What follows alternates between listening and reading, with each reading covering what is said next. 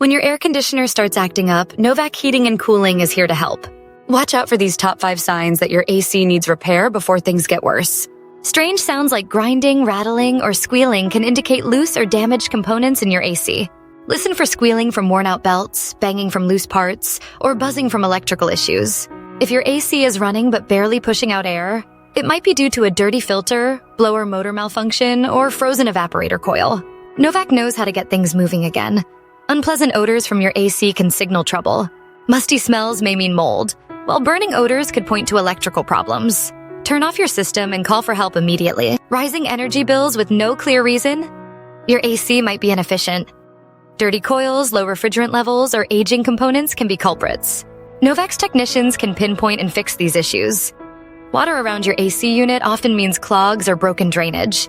Look for pooled water or rust. Don't let leaks spread. Novak handles AC repairs to protect your home. Novak Heating and Cooling is ready to restore your comfort.